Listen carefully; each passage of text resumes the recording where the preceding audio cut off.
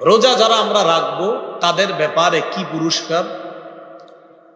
ক্বালা রাসূলুল্লাহ সাল্লাল্লাহু আলাইহি ওয়াসাল্লাম, নবীজি বলেন, কুল্লু আমাল ইবনি আদম ইউদাফুল হাসানাতু বিআশরি আমসালিহা ইলা 700 দিফিন।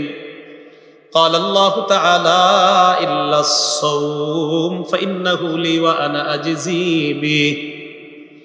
রাসূলুল্লাহ সাল্লাল্লাহু আলাইহি সাল্লাম বলেন, আদম সন্তান যত আমল করে তার আমলের বদলা 10 থেকে 700 গুণ পর্যন্ত বৃদ্ধি করা হয়।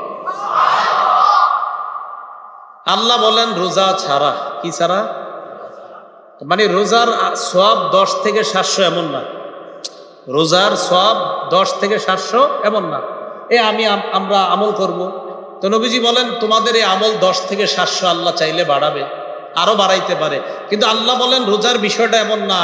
আল্লাহ বলেন রোজা এমন একটা বিষয়, ফাইন্নাহু লি ওয়া আনা আজজি বিহি।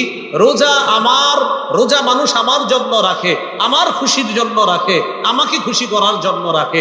সামনে ইফতার, বান্দা খায় না, ঘরের ভিতরে যদি দরজা লাগিয়ে 1 গ্লাস পানি পান করে খাইতে পারে, বান্দা পান করে না। পানির নিচে ডুব দিয়ে যদি পানি পান করে বান্দা পারে, কিন্তু করে না। বান্দা যদি কিছু খেয়ে ফেলে মানুষের আড়ালে করতে পারে, কেউ দেখবে না, কিন্তু বান্দা এটা করে না, কারণ সে আমার জন্য রোজা রাখছে। তা এটার পুরস্কার আমি আল্লাহই দিব। আল্লাহ কি দিবে? আল্লাহর দেওয়া কেমন হতে পারে আল্লাহ ভালো জানেন।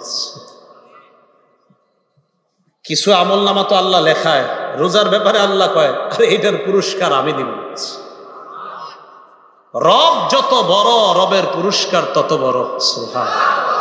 বলেন রব যত বড়, রবের পুরস্কার। ভাই একটা রোজা ভাঙবো না তো ইনশাআল্লাহ? সবগুলা রোজা ইনশাআল্লাহ আমরা রাখবো ইনশাআল্লাহ। এগুলো 1 নাম্বার। রোজার পুরস্কার স্বয়ং কে দিবেন? আল্লাহ।